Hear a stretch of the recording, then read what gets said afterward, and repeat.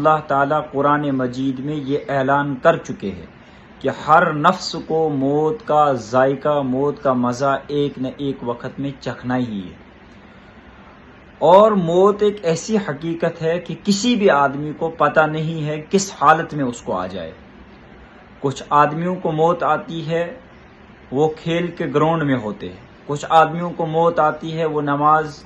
کے سجدے میں ہوتے ہیں، کچھ آدمیوں کو موت آتی ہے وہ کام مزدوری پہ ہوتے ہیں، کچھ آدمیوں کو موت آتی ہے وہ آفس میں ہوتے ہیں، کچھ آدمیوں کو موت آتی ہے وہ قرآن پڑھ رہے ہوتے ہیں، کچھ آدمیوں کو موت آ رہی ہے وہ عبادت کر رہے ہیں، کچھ آدمیوں کو موت آ رہی ہے وہ شراب کے اندر لت پت ہے، کچھ آدمیوں کو موت آ رہی ہے وہ بدکاریوں کے اندر لت پت ہے۔ تو آئیے اس بات کو تھوڑا سا سمجھنے کی کوشش کرتے۔ دیکھیں، موت ایک ایسی حقیقت ہے کہ ہم نے اپنے سامنے لاکھوں آدمیوں کو مرتے ہوئے دیکھا، مگر اس کے بعد بھی ہم زندگی میں وہ سب کام کرتے ہیں جو کرنے سے ہمیں منع کیے گئے ہیں۔ جب بھی کوئی آدمی مرتا ہے تو ہمیں اس کی موت پہ بڑا افسوس ہوتا ہے۔ جب ہم اس کے جنازے پہ جاتے ہیں، وہاں پر جو بیانات ہوتے ہیں، وہاں پر جو تقاریریں کی جاتی، وہاں پر وہ واقعات سنائے جاتے ہیں، اور ہمیں کہیں نہ کہیں تھوڑا بہت احساس پیدا ہوتا ہے کہ ہم نے بھی ایک دن مرنا ہے۔ اور رشوت خور جو ہے وہ اس وقت توبہ کر لیتا ہے کہ میں آج کے بعد رشوت نہیں کھاؤں گا۔ سود خور جو ہے وہ کہتا ہے میں آج کے بعد سود نہیں لوں گا۔ اور جو اسی طریقے سے بدکار ہے وہ کہتا ہے میں آج کے بعد بدکاری نہیں کروں گا۔ شرابی کہتا ہے میں شراب نہیں پیوں گا، کیونکہ زندگی کی اصل حقیقت موت ہے۔ اور اگر اس حالت میں مجھے یہ گناہ کرتے ہوئے موت آ گئی تو مجھے اللہ کی پکڑ سے کوئی نہیں بچا سکتا ہے۔ مگر کہیں نہ کہیں وہی ارادہ 2-3 دن کے بعد بالکل تبدیل ہو جاتا ہے اور اس مرنے والے آدمی کو بلا دیا جاتا ہے۔ اللہ تعالیٰ نے یہ ایک سسٹم انسان کے اندر بہت اچھا رکھا ہے کہ وہ اپنے کسی بھی مرے ہوئے آدمی کو زیادہ دیر تک،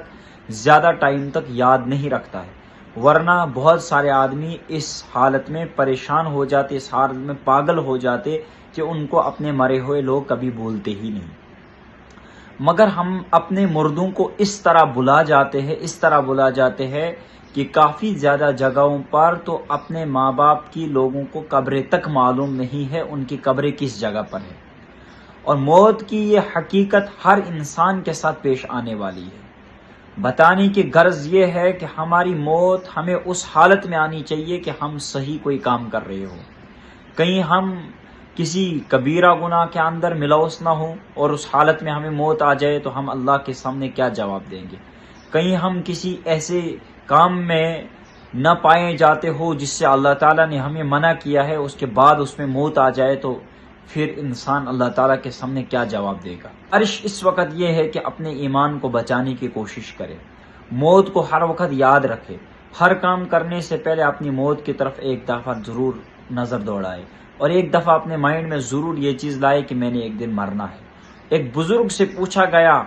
کہ مجھے توبہ کا اصل وقت بتائے جس کے بعد مجھے گناہ کرنے کا موقع نہ مل سکے، تو بزرگ نے کہا کہ تجھے توبہ اس وقت کرنی ہے جب تجھے پتہ چل جائے کہ کل مجھے مرنا ہے۔ موت سے ایک دن قبل توبہ کرنی ہے، موت سے 1 گھنٹہ پہلے توبہ کرنی ہے، موت سے 1 منٹ پہلے توبہ کر لینا، اور وہ توبہ وہ ہوگی جس کے بعد تجھ سے کوئی گناہ نہیں ہوگا۔ اور اس نوجوان نے سوال کیا، اے بزرگ حضرت،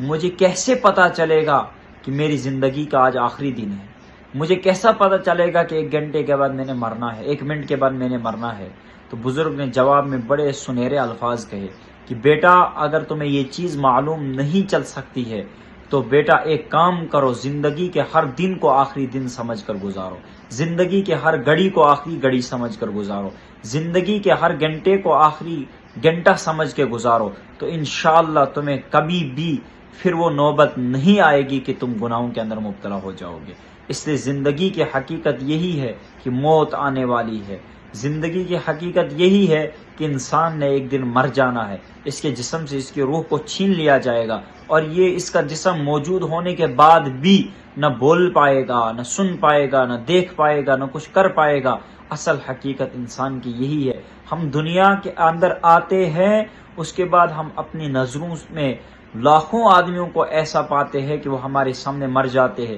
ان کا جسم وہیں پر صحیح سالم موجود ہوتا ہے، مگر وہ کچھ کر نہیں پاتے، وہ خود سے غسل نہیں کر پاتے، خود سے کفن پہن نہیں سکتے، خود سے قبر تک چل کے نہیں جا سکتے، اس لیے کہ وہ محتاج پڑ جاتے۔ اس لیے اس محتاجی کے عالم کو آنے سے پہلے اپنے اعمال کو درست کرنے کی کوشش کرے۔ اللہ تعالیٰ کہنے سے زیادہ عمل کی توفیق عطا فرمائے۔